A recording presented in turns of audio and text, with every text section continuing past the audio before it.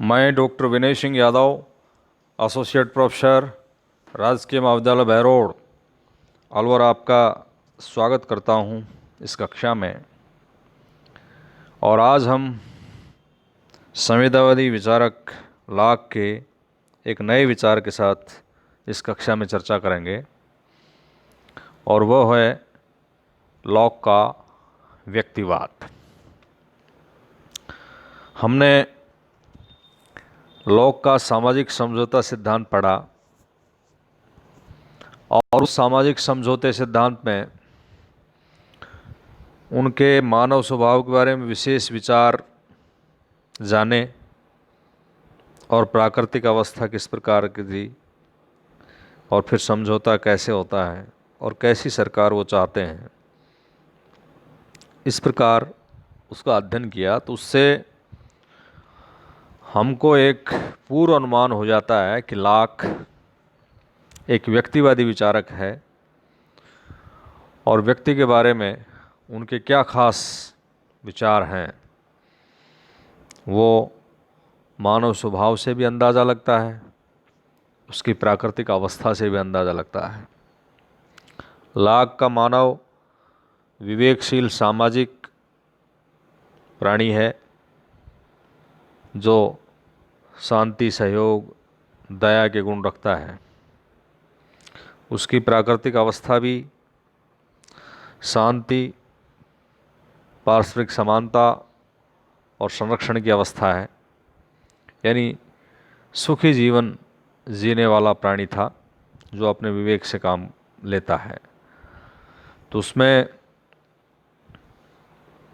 वाहन भी इस विचार की पुष्टि करते हैं कि लॉक के दर्शन में प्रत्येक वस्तु जो है व्यक्ति के चारों ओर चक्कर काटती है, और प्रत्येक वस्तु को इस प्रकार व्यवस्थित किया गया है कि व्यक्ति की संप्रभुता जो है अक्षुण्ण है।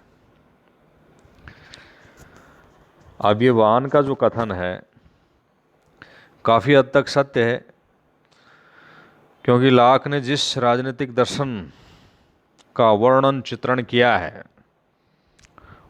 उसका जो बेस है, उसकी जो आधारशिला है, व्यक्ति है। लेकिन उसके इस कथन का अर्थ यह नहीं है कि लॉक ने व्यक्ति की संप्रभुता के सिद्धांत का प्रतिपादन किया है। उसका उद्देश्य व्यक्ति को सभी बंधनों से मुक्त करके स्वतंत्र जीवन का अधिकार प्रदान करना है। अब हम जानें कि लॉक कैसे व्यक्तिवादी हैं।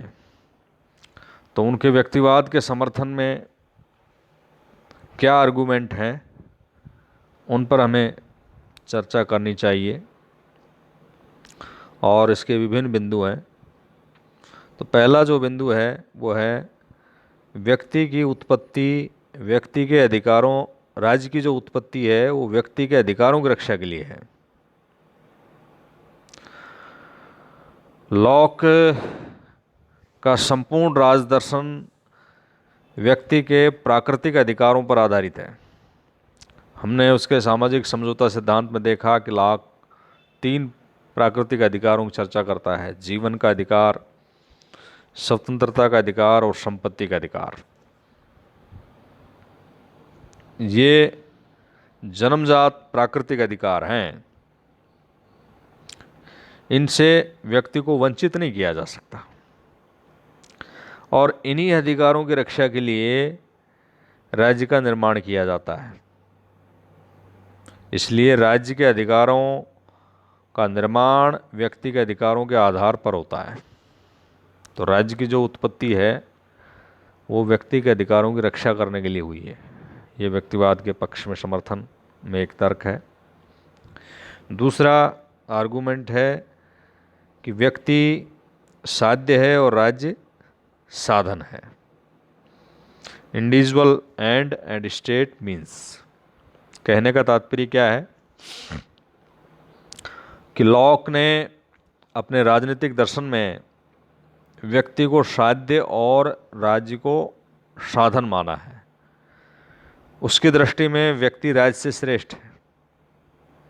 उसने प्राकृतिक अवस्था, सभ्य समाज, समझौता, राज्य सभी को व्यक्ति के गौरव और सम्मान की वृद्धि का कारण माना है। लॉक के अनुसार संप्रभुता व्यक्ति को प्राप्त है और सरकार एक ट्रस्टी के रूप में काम करती है। राज्य व्यक्ति की को सुविधा प्रदान करने के लिए है, राज्य व्यक्ति का सेवक है। इस तरह से लॉक ने व्यक्ति को साध्य और राज्य को साधन माना है। एक और आर्गुमेंट है, तर्क है कि राज्य जन इच्छा पर आधारित है। इसका तात्पर्य यह है कि किसी व्यक्ति को उसकी इच्छा के विरुद्ध राज्य का सदस्य बनने के लिए बाध्य नहीं किया जा सकता। सभी व्यक्ति जन्म से स्वतंत्र होते हैं और वे किसी भी राज्य की सदस्यता स्वीकार कर सकते हैं। इस प्रकार लॉक ने व्यक्ति को राज्य में सम्मिलित होने न होने की पूर्ण स्वतंत्रता प्रदान की है। एक और तर्क है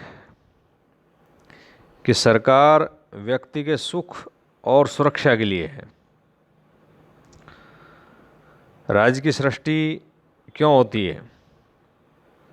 इसके पीछे लॉक का मत यही है कि वह व्यक्ति के हितों का संरक्षण करे, उसे सुखी जीवन व्यतीत करने में सहायता करे। और जब तक राज्य की सरकार अपने इस कार्य को करती है तभी तक उसका अस्तित्व है। अपने कार्य की उपेक्षा करने पर जनता उसे हटा सकती है, अपदस्थ कर सकती है।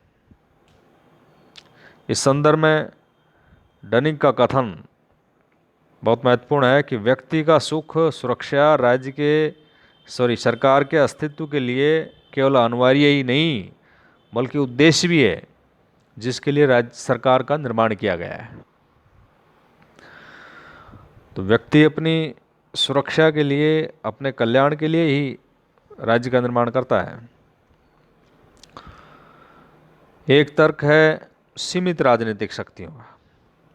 लॉक का ये विचार है कि राज्य को जो अधिकार शक्तियां प्राप्त हैं वो व्यक्ति ने उसे प्रदान की हैं।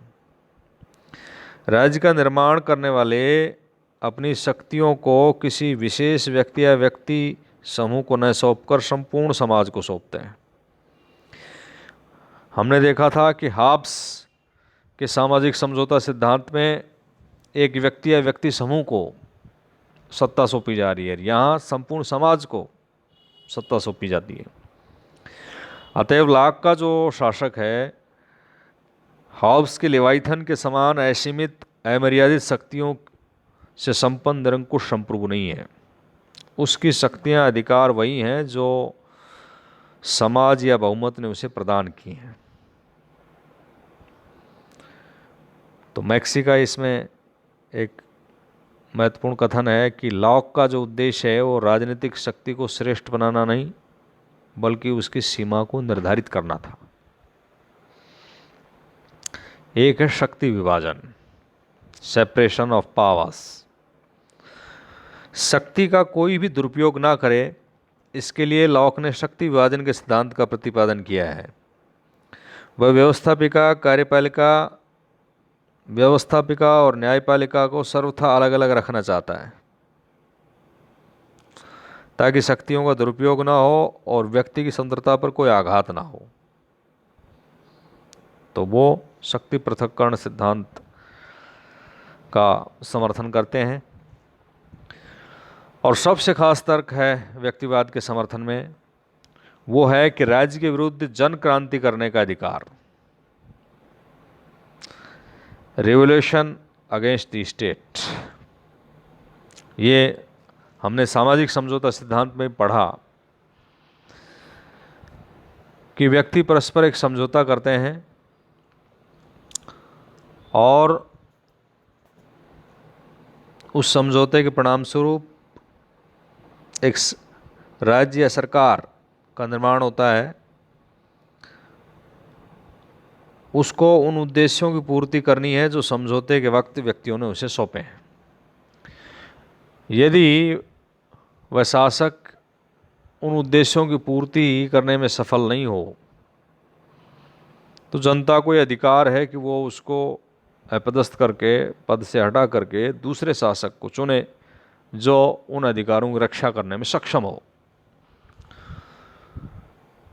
एक रूपक का भी इसमें इस्तेमाल किया जा सकता है और समझने के लिए आसानी रहे, जिसमें कि लॉक के ये समझौते की तुलना ऐसे की जा सकती है कि कोई गृह स्वामी अपने घर की रक्षा के लिए चौकीदार को नियुक्त कर देता है और रात को जागकर वो देखता है कि चौकीदार कहीं सो तो नहीं गया, अपनी ड्यूटी में कोई कोताही तो नहीं बरत रहा। यदि वो ठीक से ड्यूटी नहीं करे तो उस चौकीदार को हटा करके दूसरे व्यक्ति को नियुक्त किया जा सकता है। तो वैसे ही यहाँ भी राज्य का निर्माण व्यक्ति की सहमति से होता है, और यदि राज्य अपनी शक्ति का दुरुपयोग करता है तो व्यक्ति को उसका विरोध करने का अधिकार है। यदि राज्य सौंपे गए कार्यों का संपादन कुशलतापूर्वक नहीं करता है तो व्यक्ति उसके विरुद्ध विद्रोह कर सकता है। यदि राज्य का कोई कानून या कार्य व्यक्ति के मत के अनुसार प्राकृतिक नियमों या सौंपे गए ट्रस्ट के प्रतिकूल है तो व्यक्ति उसका प्रतिरोध कर सकता है। तो इस तरह से लॉक ने व्यक्ति को राज्य के विरुद्ध क्रांति करने का अधिकार दिया है, और ये लॉक का प्रचंड व्यक्तिवादी विचारधारा की चरम प्रकाष्ठा आप मान सकते हैं। तो जो ये उपयुक्त तथ्य हैं, इनके आधार पर ये स्पष्ट है कि लॉक ने व्यक्ति को महत्व दिया है और उसकी दृष्टि में राज्य या सरकार केवल एक उद्देश्य प्राप्त करने के साधन है, और वह उद्देश्य है व्यक्ति का हित। तो लॉक का जो दर्शन है वो कट्टर व्यक्तिवादी और व्यक्ति केंद्रित है। हम गेटल के शब्दों को उद्धृत कर सकते हैं कि लॉक ने व्यक्तिवाद की आधुनिक भावना का प्रतिनिधित्व किया है।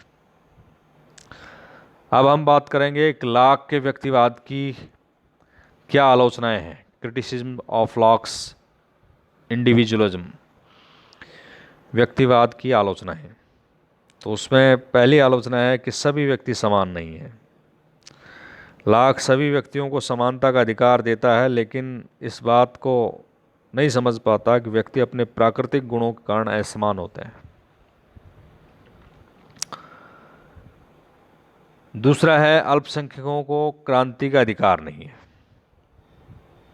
लॉक ने व्यक्ति को अत्याचारी शासन के विरुद्ध विद्रोह करने का अधिकार दिया है, लेकिन उसने केवल बहुसंख्यकों को शासन को बदलने और इसका अंत करने की अनुमति देकर अल्पसंख्यकों को क्रांति के अधिकार से वंचित कर दिया है। तो ये उसकी आलोचना होती है। और एक है कि राज्य नैतिक कर्तव्यों से वंचित है। लॉक ने राज्य को व्यक्ति के नैतिक कार्यों से अलग रखा है। व्यक्तियों के नैतिक दृष्टिकोण में अंतर हो सकता है, इसलिए कुछ व्यक्ति राज्य के कानून या कार्यों को अनैतिक कहकर उसका विरोध कर सकते हैं,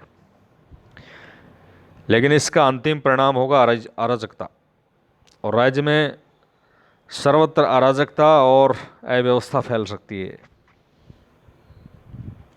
एक आलोचना है बहुमत का शासन।